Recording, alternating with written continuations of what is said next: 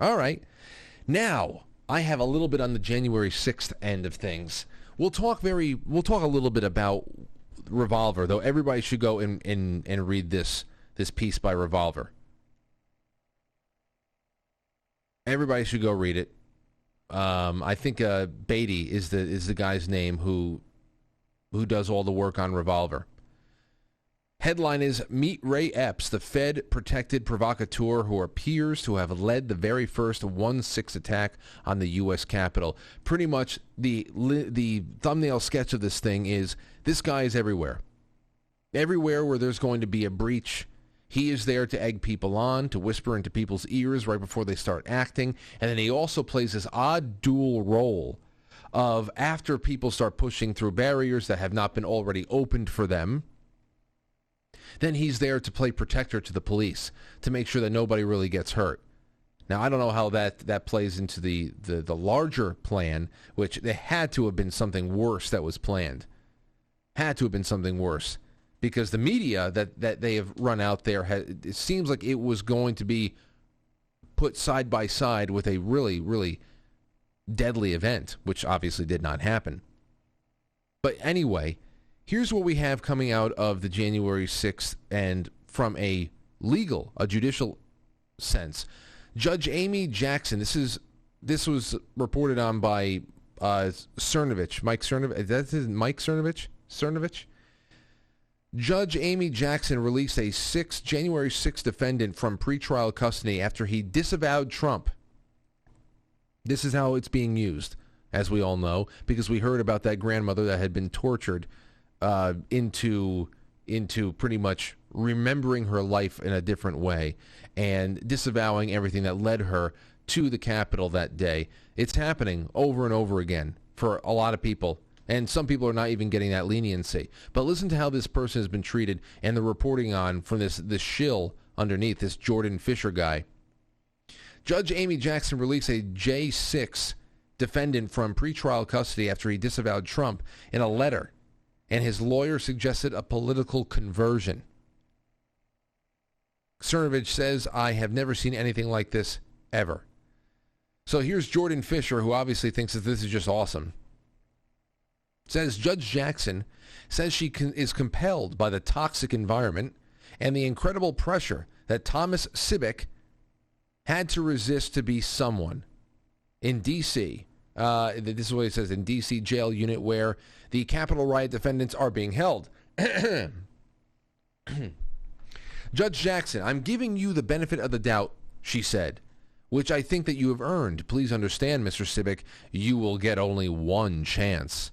Judge Jackson releases, then, Thomas Sibbick to the custody of his parents. He will be under 24-hour home incarceration. He must stay away from D.C. and any political rallies and must continue his psychiatric treatments. No firearms are allowed, cannot watch any political television programming, and no social media. So he's not allowed to live a modern life. His mental thought process has been changed a lot, Brenwald says. I guess that's one of the lawyers. I'm not saying that he's a liberal. I'm not saying that he's an Elizabeth Warren fan, but his mindset has changed so much that he has got to get out of that unit. Yeah, of course. I mean, you've seen 9 months of your life taken away from you. 9 months of your life has been taken away from you.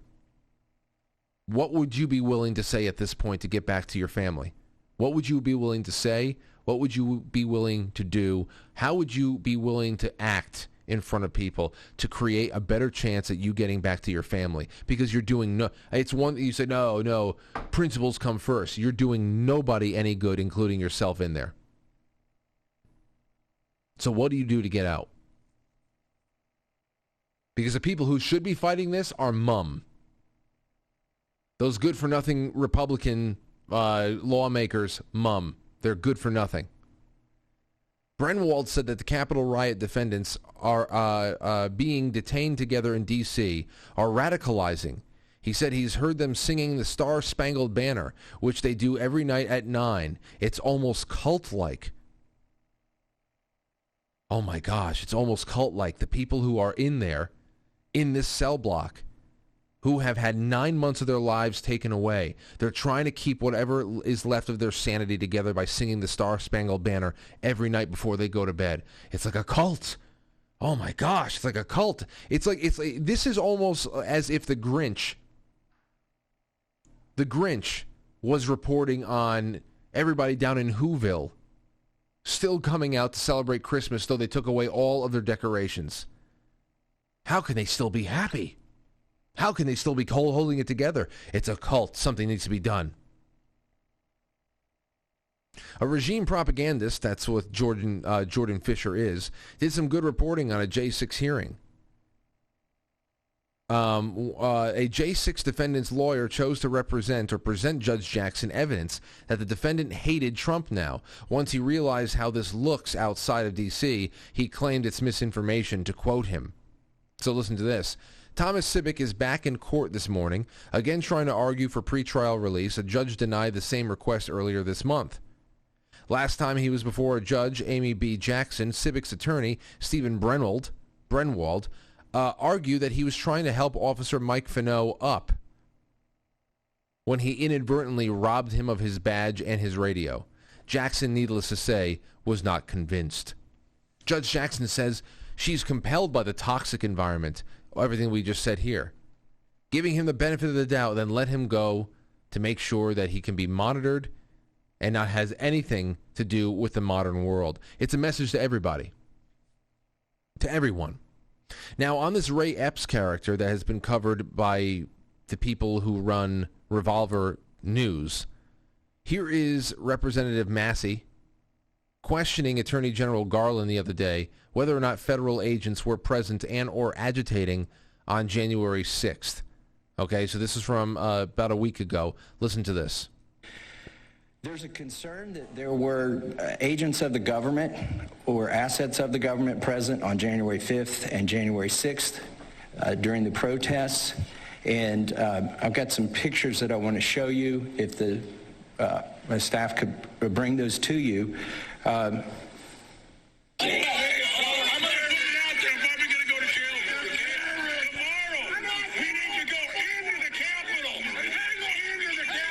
We need to go into the Capitol. Tomorrow we're probably going to go to jail. We need to go into the Capitol tomorrow. That's on January 5th. This is the Ray Epps guy.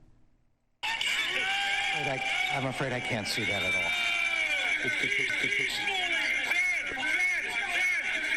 This is Matt for everybody in podcast land. This is Thomas Massey is showing this video footage to the current Attorney General on a mobile device, on a tablet.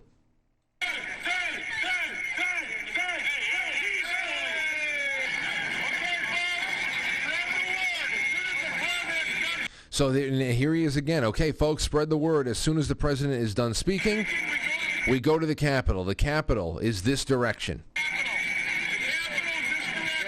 Is that a approved video?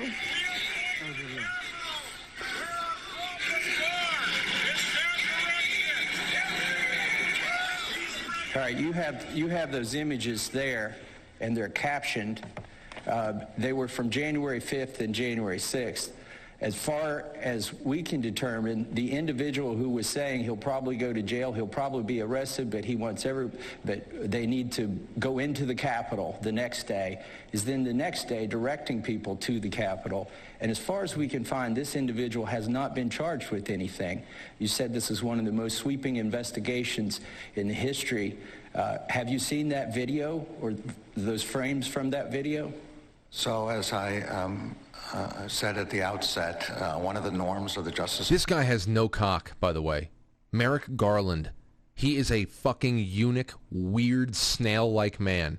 Department is to not comment on impending investigations, and particularly not to comment about particular scenes or particular individuals. I was hoping today to give you an opportunity to put to rest the concerns that people have that there were federal agents or assets of the federal government present on January 5th and January 6th. Can you tell us, without talking about particular incidents or particular videos, how many agents or assets of the federal government were present on January 6th, whether they agitated to go into the Capitol, and if any of them did?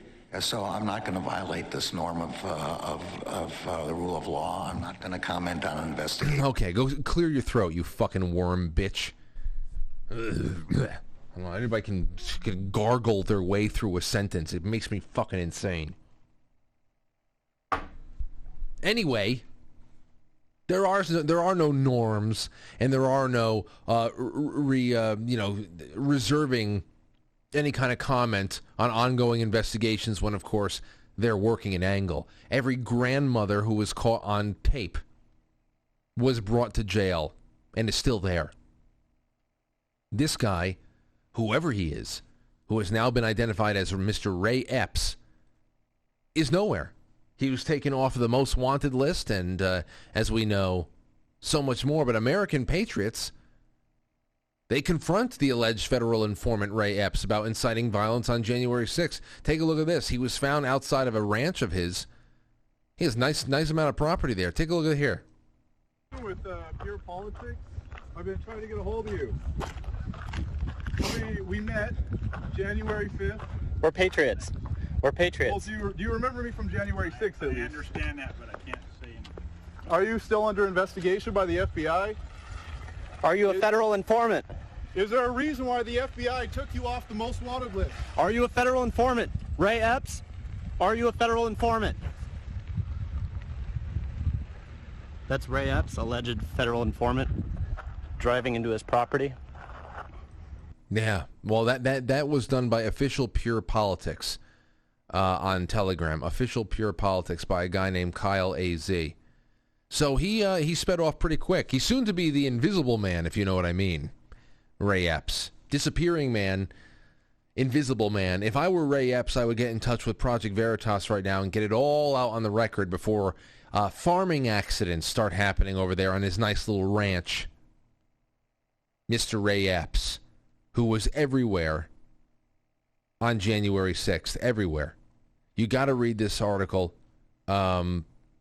You have to. It just adds a little bit more to it. Is he the man? No, but it's just one of just another of those sterling examples of what was going on here. There's probably about 750,000 to about 1 million people in Washington, D.C. on January 6th.